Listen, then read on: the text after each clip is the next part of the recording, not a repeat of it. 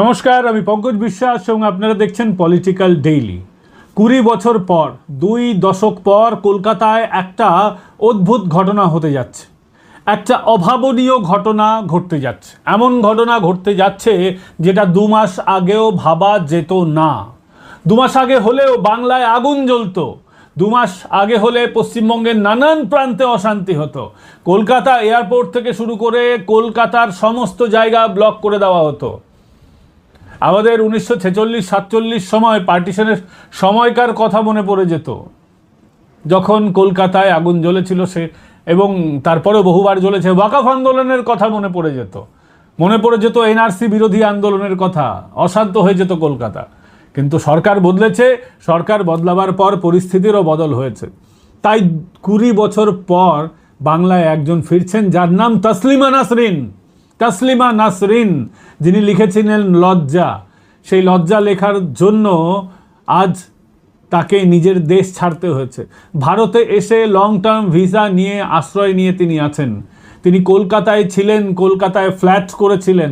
সেই ফ্ল্যাটটাও দখল করে নিয়েছিল এক স্বঘোষিত তৎকালীন বামপন্থী, পরবর্তীকালে এক তৃণমূলের নেতা। সে আবার একটা পৌরসভার পৌরপ্রধানও হয়েছিল।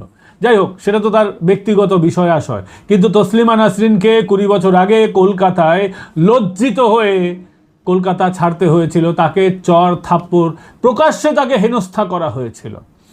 তারপর তসলিমা ফিরতে পারেননি। তখন সম্ভবত বুদ্ধদেব বাবুর শাসন ছিল, যতদূর আমার মনে পড়ছে। বুদ্ধদেব বাবুর আমলে তসলিমা নাসরিন কলকাতা ছেড়েছিলেন। মমতার জমানাতেও তিনি বারংবার আসতে চেয়েছেন, কিন্তু মমতা অ্যালাউ করেননি তাকে। আর আজকে তিনি ফিরছেন 20 বছর পর, মুক্ত পশ্চিমবঙ্গে ফিরছেন তসলিমা নাসরিন। তার অনুষ্ঠান রয়েছে কলকাতায় রবীন্দ্র সদন, 1 আগস্ট শনিবার, 1 আগস্ট 1 আগস্ট শনিবার সন্ধ্যা 5:30টায় রবীন্দ্র সদন কলকাতায়, নিঃশুল্ক। অবশ্য সবাইকে অ্যালাউ করা হবে না, আমন্ত্রণমূলকভাবে যারা ওখানে যেতে চান। 3 জন দায়িত্বে আছেন: ওসমান মল্লিক, শান্তনু সিংহ, মোহিত রায়। এদের মধ্যে কারোর সাথে আমি কথা বলার চেষ্টা করব। এবং কি অনুষ্ঠান রয়েছে: মৌলবাদ বিরোধী প্রতিবাদের অগ্নিসম প্রতীক, কবি লেখক তসলিমা নাসরিন তার উদ্যোগে আয়োজনে সেকুলার মিশন পশ্চিমবঙ্গের জন্য এবং HRBFF একটি আলোচনা সভা রয়েছে।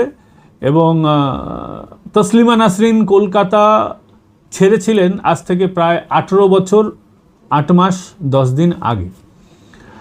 এবং তার যথেষ্ট সংগ্রাম, তার লড়াই, তার লেখনী, সে বিষয়ে আমাদের অল্প হলেও আমরা জানি সেই সমস্ত বিষয়। এবং আজকে শুভেন্দু অধিকারী আছেন বলে তসলিমা নাসরিন ফিরছেন। আমরা সরাসরি কথা বলবো মোহিত রায়ের সঙ্গে এবং জানবো কি অনুষ্ঠান রয়েছে। চেষ্টা করছি, সরাসরি ফোনে ধরছি মোহিত রায়। স্যার, 20 বছর পর কলকাতায় আসছেন তসলিমা নাসরিন, রবীন্দ্র সদনে অনুষ্ঠান, কি বলবেন? এটা বাঙালির একটা সাংস্কৃতিক ইতিহাসে একটা নতুন যুগ। 20 বছর ধরে একটা পরপর 2টি সরকার মিলে একজন সাহিত্যিকের মুক্ত চিন্তাকে অবরুদ্ধ করে রেখেছিল। ঠিক, ইসলামী মৌলবাদীদের যা ইচ্ছা তাই পূরণ করছিল। এবং এর জন্য গত 20 বছর ধরে যারা বাংলা শিল্প সাহিত্য নতুন করেছে তারা তসলিমার সঙ্গে পরিচিতই হতে পারেনি। এবং আরো দুঃখের বিষয় যে এই দীর্ঘ সময় ধরে বাংলার যারা প্রতিষ্ঠিত বুদ্ধিজীবী বিদ্বজ্জন, যারা লেখেন, নাটক করেন, সিনেমা করেন, তারাও এ বিষয়ে সম্পূর্ণ মুখ ঘুরিয়ে রেখেছিলেন। আচ্ছা, তো এরকম একটা অন্ধকার সময় থেকে একটা নতুন বাংলা শুরু হয়েছে বলে আমরা মনে করছি। এবং সেখানে তসলিমার আগমন একটা মাইলস্টোন। তসলিমা নাসরিনের লেখা সম্পর্কে, মানে তার লেখা সমালোচনা করার মতন ধৃষ্টতা আমার নেই, কিন্তু তসলিমা নাসরিন ওপার বাংলা এপার বাংলা 2 বাংলাতেই আমরা দেখেছি যে বরাবরই আক্রমণের শিকার হয়েছেন। নিজের দেশে থাকতে পারেননি, কলকাতায় এলেন, কলকাতাতেও থাকতে পারেননি, এবং বরাবরই তিনি যখন যেখানেই যান তার বিরোধিতা করার চেষ্টা করা হয়। এবারও উনি যখন আসবেন, স্বাভাবিকভাবেই একটা বিতর্ক তৈরি হচ্ছে। তো উনি কি নিরাপত্তা ঠিকঠাক পাবেন, বা ওনাকে নিয়ে কি আবার অশান্তির আগুন কি বাংলায় জ্বলতে পারে? সে সরকার কিভাবে ট্যাকেল করবে বলে আপনার মনে হয়? না, আমরা তো সরকারের সঙ্গে কথা বলি, এটা কোনো সরকারি অনুষ্ঠান নয়, কিন্তু সরকারের সঙ্গে কথা বলি করা হয়েছে। সরকার আমাদের নিশ্চিন্ত করেছে যে তারা সম্পূর্ণ নিরাপত্তা দেবেন, এবং আমাদের এই অনুষ্ঠানে মুখ্যমন্ত্রীও উপস্থিত থাকবেন। কিন্তু বিষয়টা হচ্ছে যে আজকের বাংলায় যে সাম্প্রদায়িক শক্তি এই কাজটা করতে পারত, অর্থাৎ তারা এবং তাদের সমর্থক বাম লিবারেল এক দল, তারা আমার ধারণা এই মুহূর্তে যথেষ্ট দুর্বল হয়ে পড়েছে এবং মানুষের কাছে তাদের একদমই সমর্থন নেই। সুতরাং আমরা আশা করছি যে তারা এই দুঃসাহসটা করবে না। কিন্তু একটা ঘটনা, যে ইসলামী মৌলবাদীদের কাছে যেটাকে ইংরেজিতে বলা হয় লোন উলফ অ্যাটাক, যে কোনো একজন হঠাৎ কিছু একটা করে দিতে পারে, এই তো সারা পৃথিবীর সমস্যা। আপনি ইউরোপ আমেরিকাতেও ঠেকানো যায় না। সুতরাং আমরা সেসব আশঙ্কা সবসময় থাকবে, কিন্তু আমাদের তো সেটাকে বিজয় করেই চলতে হবে। এবং আমরা এটা অত্যন্ত খুশি এবং প্রত্যয়ী যে আমরা আবার তসলিমা নাসরিনকে বাংলার মানুষের কাছে এনে উপস্থিত করতে পারছি। একটু বাড়তি সতর্কতা আপনাদের হয়তো নিতে হবে, এবং তার সঙ্গে বাংলার মানুষ, এবং উনি একটা মুক্ত চিন্তার প্রতীক আর কি, এবং মহিলা হিসাবে তাকে অনেক কিছু সহ্য করতে হয়েছে, এবং তিনি বারংবার কলকাতায় আসার ইচ্ছে প্রকাশ করেছেন নিজে। এবং যখন সরকার পরিবর্তন হলো তখন তিনি নিজে তার ফেসবুকে লিখেছিলেন যে তিনি বাংলায় ফিরতে চান, যেহেতু বাংলাটা তার মনে হয় যে তিনি তার বাড়িতেই আছেন, মানে বাংলাদেশের কথায়, যেহেতু আমাদের দুই পারের সংস্কৃতি অনেকটা কাছাকাছি, ভাষা এক, সেই কারণে এবং তিনিও স্বাভাবিকভাবে উচ্ছ্বসিত রয়েছেন। এই নতুন মুক্ত চিন্তার যে প্রকাশ, মানে মানুষ যা বলতে চাইছে সেটা বলতে পারবে, এটা কি সরকার যে পরিবর্তন হলো তার জন্য কি একটা নতুন দিগন্ত খুলে গেল মুক্ত চিন্তার বহিঃপ্রকাশ? অবশ্যই অবশ্যই, কারণ এই সময়ে গত 21শে নভেম্বর 2007-এর ঘটনার পর মোটামুটি ভাবে সরকারি ভাবে দেখে দেওয়া হয়েছিল যে, মানে এক কথায় যদি খুব সংকীর্ণ ভাবে বলতে হয়, যে শরীয়ত সম্মত শিল্প সাহিত্য পড়তে হবে।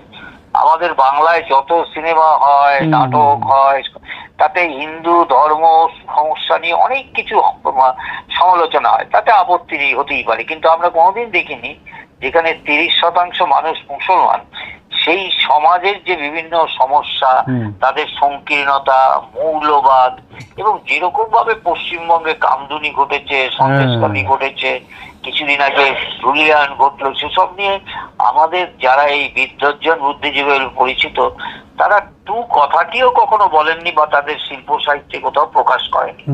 তো আমরা আশা করছি যে সেই অন্ধকারটা কাটছে। এবার শিল্প সাহিত্যের মানুষেরা, নতুন মানুষেরা এগিয়ে আসবেন, তারা লিখবেন, তসলিমাকে অনুসরণ করবেন, যিনি সব ধরনের মৌলবাদেরই কিন্তু বিরুদ্ধে বলেন। সুতরাং তসলিমা তাদের নিশ্চিত প্রেরণা দেবেন। স্যার, অসংখ্য ধন্যবাদ এতটা সময় দেওয়ার জন্য। আপনারা শুনলেন মোহিত বাবুর কথা, কি অনুষ্ঠান, কেন অনুষ্ঠান, কিভাবে অনুষ্ঠান, তিনি সবটাই বললেন। আলোচনা হবে তসলিমা নাসরিন। আমি নিজে মুখিয়ে আছি এই অনুষ্ঠানের দেখার জন্য, এই অনুষ্ঠানে অংশীদারিত্বের জন্য, এবং তসলিমা নাসরিনকে সামনাসামনি দেখার জন্য, তার সঙ্গে কথা বলার জন্য। জানি না হবে কি হবে না, চেষ্টা করব। তসলিমা নাসরিন এমন একজন ব্যক্তি যিনি মুক্ত চিন্তার প্রতীক। সেই সময়ে তিনি পুরুষতন্ত্রের বিরুদ্ধে কথা বলেছেন যখন বলার প্রয়োজন ছিল, যখন মহিলারা অনেক বেশি দমন পীড়নের শিকার ছিলেন তার সময়ে, বিশেষ করে একটা মুসলিম রাষ্ট্রে তিনি তার বিরুদ্ধে কথা বলেছেন, এবং ইসলামী মৌলবাদের বিরুদ্ধে কথা বলার জন্য তাকে তার নিজের দেশ ত্যাগ করতে হয়েছে। কতটা যন্ত্রণার নিজের দেশ ত্যাগ করা, দেশ থেকে বহিষ্কৃত হওয়া কতটা যন্ত্রণার। লং টার্ম ভিসা নিয়ে ভারতে আছেন, বর্তমানে দিল্লিতে আছেন, দিল্লিতে বহু অনুষ্ঠানে তিনি যোগ দেন, ঘুরে বেড়ান, কিন্তু কলকাতায় এলে তার একটা নিরাপত্তাজনিত সমস্যা হতে পারে, এই আশঙ্কা আমরা এখনও করছি। কারণ মৌলবাদ মনের গভীরে একটা অসুখের মতো কাজ করে। ফলে মাননীয় মুখ্যমন্ত্রী শুভেন্দু অধিকারীকে আমি বলবো যে আপনি একটু কড়া নিরাপত্তা ব্যবস্থা রাখবেন, প্রত্যেককে চেক করবেন, আমাদেরও চেক করবেন, সাংবাদিক বুদ্ধিজীবী সেজে যারা যাবে, সাংবাদিক সেজে যারা যাবে, বা প্রকৃত আমি সেজে যাবে ইন দ্য মিনস যারা যাবে, যারা সাংবাদিকরা যাবে, যারা বুদ্ধিজীবীরা যাবে, তাদের মধ্যে কোনো ট্রোজান হর্স, কোনো লোন wolf, যেটা মোহিতবাবু বলছিলেন, থেকে থাকতে পারে। ফলে তার নিরাপত্তা আমাদের সুনিশ্চিত করতে হবে। এবং আমরা তসলিমা নাসরিনকে দেখার জন্য আগ্রহী, তার বক্তব্য শোনার জন্য আগ্রহী। আজকে শুভেন্দু অধিকারীর সরকার, বিজেপির সরকার যদি পশ্চিমবঙ্গে না হতো, তাহলে তসলিমা নাসরিন কি বাংলায় ফিরতে পারতেন? সরাসরি উত্তর হচ্ছে না, মমতা বন্দ্যোপাধ্যায় ফিরতে দিতেন না। মমতা বন্দ্যোপাধ্যায় যাদের 15 বছর জামাই আদরে পুষেছেন, যাদের সিপিএম 34 বছর জামাই আদরে পুষেছে, তারা কোনোভাবে তসলিমা নাসরিনকে অ্যালাউ করতো না। কারণ তসলিমা নাসরিন মৌলবাদের বিরুদ্ধে কথা বলেন, বিশেষ করে ইসলামী মৌলবাদ এবং সমাজে বিভিন্ন ধরনের মৌলবাদ। হিন্দু ধর্মের মধ্যেও যদি কোনো রকমের কুরীতি, কুসংস্কার থাকে, তার বিরুদ্ধেও তিনি কথা বলেছেন, কথা বলেন। স্বাভাবিকভাবে আমরা হিন্দুরা তো অনেক লিবারেল, আমরা সব কিছু সহ্য করে নিই, মেনে নিই, এবং যেটা আমাদের সমাজ ব্যবস্থার মধ্যে যদি কোনো কিছু খারাপ থাকে, আমরা সেটাকে রেকটিফাই করার চেষ্টা করি। এই সমাজ ব্যবস্থার মধ্যেই তো নারীদের সতী প্রথা ছিল, এই সমাজ ব্যবস্থার মধ্যেই তো ডাইনি অপবাদে অনেক কিছু করা হতো, এই সমাজ ব্যবস্থার মধ্যে আরও অনেক কুরীতি ছিল, কুসংস্কার ছিল, সেইগুলিকে বাল্যবিবাহ ছিল, ছুঁড়ে ফেলা হয়েছে। তো আমরা খারাপকে খারাপ হিসেবে অ্যাডমিট করতে শিখেছি, কিন্তু বিভিন্ন সমাজ ব্যবস্থায় কুরীতি, কুসংস্কারকে তারা অ্যাডমিট করতে চান না। এবং তার বিরুদ্ধে যখন তসলিমা নাসরিনের মতন মানুষ, সালমান রুশদির মতো মানুষ যখন কথা বলেন, তাদের উপরে এভাবেই আক্রমণ হয়, এবং আগামী দিনেও যে আক্রমণ হবে না, আমরা এটা বিশ্বাস করি না। কিন্তু পশ্চিমবঙ্গ আজকে বিজেপি জমানায় মুক্ত চিন্তার প্রতীক হয়ে দাঁড়িয়েছে। তাই তসলিমা নাসরিনরা কলকাতায় আসবেন এবং তাদের সরকার নিরাপত্তা দেবে। আমি মোহিত রায়ের সঙ্গে কথা বললাম, মাননীয় মুখ্যমন্ত্রী শুভেন্দু অধিকারীও থাকবেন। স্বাভাবিকভাবে শুভেন্দু অধিকারী যদি সেখানে থাকেন, তাহলে অটোমেটিক্যালি সেখানে সেইভাবেই নিরাপত্তা দেওয়া হবে। এবং তসলিমা নাসরিন আলোচনা করবেন মৌলবাদ বিরোধী, ফ্যাসিজম বিরোধী, এই সমস্ত বিষয়ে তিনি আলোচনা করবেন, কথা বলবেন। এবং এই সমস্ত কথা বললে যখন হেডলাইন হবে, আমাদের পশ্চিমবঙ্গে বাস করা অনেক কিসিম কিসিমের মৌলবাদীর গায়ে জ্বালা দেবে, সেই গায়ে তো জ্বালাটাকে প্রশমন করতে হবে, এবং প্রশমিত এভাবেই হবে। তসলিমা নাসরিনদের বারে বারে ডেকে আনতে হবে। তাদের এই যে মৌলবাদীদের মনের মধ্যে যে বাসা করে রেখেছে যে অসুখ, সেই অসুখকে সারাতে তো এই সমাজকেই হবে, এবং সেই উদ্যোগটা তো নেওয়া হচ্ছে, এই মননের অসুখগুলো সারানোর। দেশ বিরোধিতা, দেশদ্রোহিতা, মানুষকে মানুষ না মনে করা, মানুষকে ধর্মের ভিত্তিতে দেখা, মহিলাকে বন্দি করে রাখা, মহিলাকে একটা পণ্য মনে করা, এই যে অসুখগুলো সমাজে বিভিন্ন শ্রেণীর মানুষের মধ্যে রয়েছে, আরও অনেক ধরনের অসুখ আছে। একই রকম ভাবনা ভাবতে হবে, সারা পৃথিবী একই রকমভাবে ভাববে, একই রকম চিন্তা করবে, একই ধর্ম পালন করবে, একই সৃষ্টিকর্তায় বিশ্বাস করবে, এইগুলোও তো এক ধরনের অসুখ হলেও হতে পারে। সেই অসুখগুলো তো ধীরে ধীরে সারতে হবে, ধীরে ধীরে সারাতে হবে এই মননের অসুখগুলো। এবং তার জন্যই তসলিমা নাসরিনের মতন মানুষের বারংবার ভারতবর্ষের এই মাটিতে জন্মানো উচিত। তিনি এখন আছেন, আমাদের সৌভাগ্য, তাকে বারংবার কলকাতার মাটিতে আসতে হবে। আমি তো মাননীয় মুখ্যমন্ত্রীর কাছে আগ্রহ অনুগ্রহ করব, তসলিমা নাসরিনকে যেন কলকাতাতেই থাকতে দেওয়ার ব্যবস্থা করা হয়। কারণ তিনি নিজে বারংবার বলেছেন তিনি কলকাতায় থাকতে আগ্রহী।